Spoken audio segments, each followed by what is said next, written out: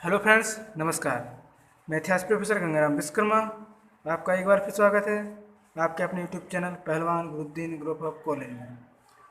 दोस्तों, आज की वीडियो का टॉपिक रहेगा हमारा इटली का एकीकरण, अर्थात इटली के एकीकरण में जो प्रमुख व्यक्ति थे उन्होंने किस प्रकार इसका एकीकरण किया, इसके बारे में इस वीडियो में हम आपको बताएंगे।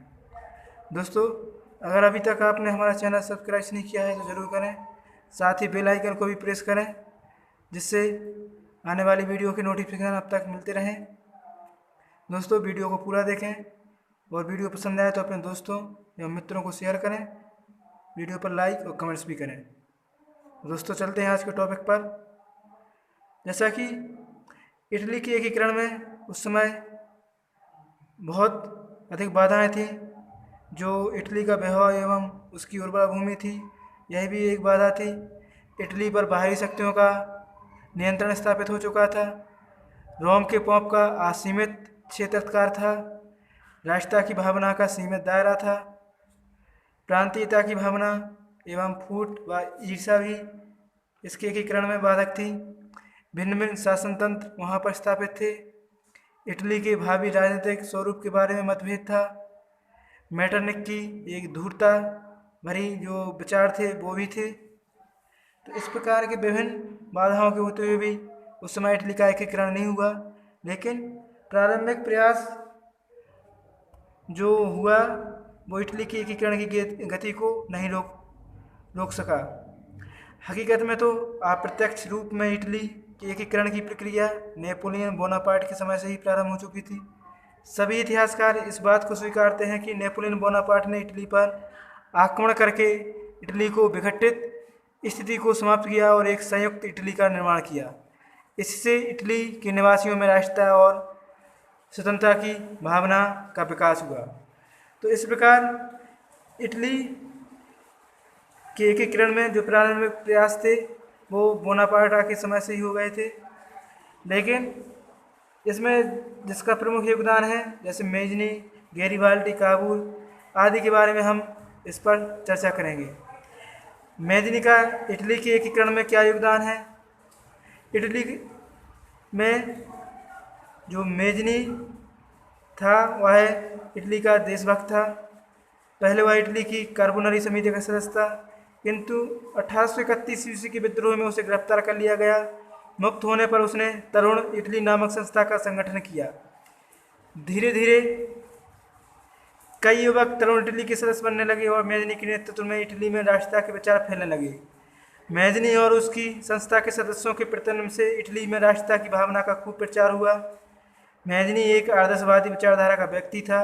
वह स्वयं इटली की जनता की शक्ति के आधार पर स्वतंत्र राष्ट्र की स्थापना का हिमायती तथा विदेशी सहायता लेने के पक्ष में नहीं था, लेकिन उसने इटली की भौगोलिक एवं परंपरागत ऐतिहासिक राष्ट्रता एकता का जनता को भान कराया और लोगों में इटली की एकता के लिए नवजीवन का संचार करने के साथ देश की जनता में लोगों में स्वतंत्रता के लिए मर मिटने की भावना फूंकी। इसलिए इसे इटली के एकीकरण की आत्मा स्वीकारा जाता है। दूसरा जो प्रमुख व्यक्ति था गैरीबाल्डी, जो इटली में मेजनी की भांति ही प्रसिद्ध था। गैरीबाल्डी भी इटली का एक उत्साही देशभक्त था। प्रारंभ में वह सार्डिनिया की जल सेना में सैनिक था। उसके हृदय में राष्ट्रता की भावना और इटली के एकीकरण के विचार विद्यमान थे। अर्थात जब इटली में मेजनी की तरुण इटली संस्था का कार्य प्रारंभ हुआ तो वह भी उसका सदस्य बन गया। उसने 1834 ईस्वी में मेजनी के सेवाय के विद्रोह में भाग लिया, किंतु विद्रोह की असफलता के बाद भागकर वह अमेरिका चला गया। वहाँ उसने अपनी एक सेना बनाई जिसे लाल कमीचे पहनने के कारण लाल कुर्ती कहा जाने लगा। अमेरिका से 1848 ईस्वी में गैरीबाल्डी पुनः इटली आया। इस समय सार्डिनिया के शासक चार्ल्स एल्बर्ट के नेतृत्व में ऑस्ट्रिया से युद्ध चल रहा था। गैरीबाल्डी ने उसमें भाग लिया। उसकी पत्नी इस युद्ध में मारी गई और इस युद्ध में सफलता नहीं मिलने के कारण गैरीबाल्डी पुनः भागकर अमेरिका चला गया। किंतु गैरीबाल्डी का मन इटली के एकीकरण और स्वतंत्रता में लगा था। अतः 1854 ईस्वी में वह पुनः इटली आया। उसने नेपल्स और सिसिली नामक राज्यों को जीतकर सार्डिनिया को समर्पित कर दिया। अपने प्रत्ययों से विजित प्रदेशों को राष्ट्र के एकीकरण के लिए समर्पित कर देना महान त्याग था। गैरीबाल्डी ने यह त्याग किया अपने त्याग के फलस्वरूप विक्टर एमुनल ने उसे सम्मानित एवं पुरस्कृत करना चाहा, किंतु गैरिबाल्डी ने उसे स्वीकार नहीं किया। गैरिबाल्डी ने इस प्रकार देश सेवा कर अपने जीवन के अंतिम दिन परेरा में बिताए और वहीं उसका स्वर्गवास हुआ। इसके बाद एक और महत्वपूर्ण व्यक्तित्व का धनी काबूर भी इटली के एकीकरण में उसका योगदान रहा। काबूर का जन्म 1810 ईस्वी में सार्डिनिया में हुआ था। वह इटली के एक कुलीन परिवार का सदस्य था। वह राजतंत्र का विरोधी एवं वैधानिक शासन का हिमायती था। 1847 में उसने एक समाचार पत्र प्रकाशित कर इटली में प्रशासनिक सुधारों का प्रचार करना प्रारंभ किया। 1848 ईस्वी में वह सार्डिनिया की संसद का सदस्य बना। 1850 ईस्वी में उसे कृषि एवं वाणिज्य मंत्री बनाया गया।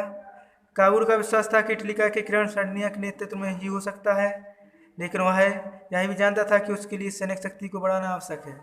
अतः प्रधानमंत्री बनने पर सर्वप्रथम उसने सार्डिनिया का औद्योगिक विकास किया और सैनिक शक्ति को बढ़ाया। काबूर यह भी जानता था कि इटली के एकीकरण में सबसे बड़ी बाधा ऑस्ट्रिया था और उसे पराजित करना आवश्यक था, लेकिन काबूर को यह पता था कि सार्डिनिया और बगैर विदेशी सहायता के ऑस्ट्रिया को पराजित नहीं कर सकता। वह यह भी जानता था कि फ्रांस की सहायता से ऑस्ट्रिया को पराजित किया जा सकता है।